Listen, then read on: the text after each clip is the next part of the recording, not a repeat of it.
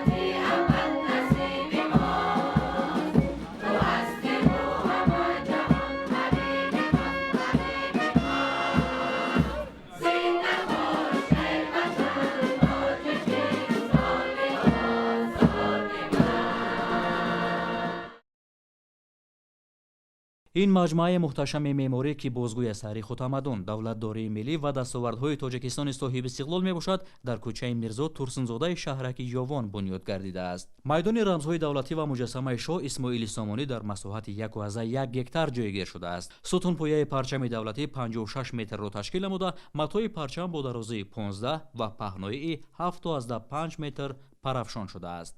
таҳкурсии иншоот аз сангҳои хорои ватанӣ бунёд ёфтааст. дар паҳлӯи парчами давлатии муҷассамаи шоҳ Исмоили Сомонӣ қомат афрохта, ба ҳусни мавзеъ шукӯҳи бештар бахшидааст.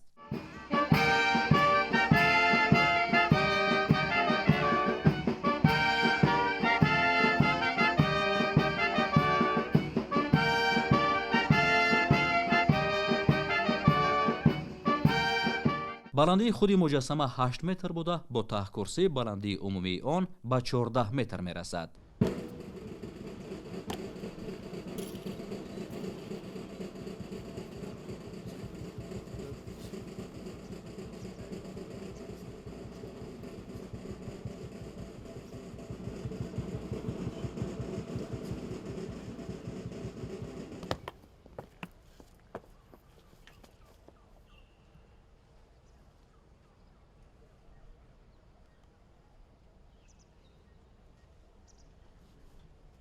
истифодаи масолиҳи баландсифати ватанӣ ва маҳорати ҳайкалтарошони тоҷик ба муҷассама намои хос бахшида, онро ба як асари меъмории дорои мазмуни баланди таърихиву миллӣ табдил додааст. гузоштани шеър аз ду паҳлӯи муҷассама бозгӯй аз мардонагӣ, ҷасорат ва тавонмандии миллати тоҷик аст. рамзи дигари кишвари соҳибистиқлол ва давлатдории навини тоҷикон, нишони давлатӣ бо баландии 22 метр сохта шудааст. иншооти муҳташами меъморӣ ҳамчун рамзи давлатдорӣ, истиқлолу озодӣ, ваҳдати миллӣ ва эҳтирому арҷгузорӣ ба таъриху тамаддуни миллат хизмат намуда, дар таҳкими худшиносӣ ва ифтихору сарафрозӣ аз давлатдории навини тоҷикон аҳамияти хос дорад.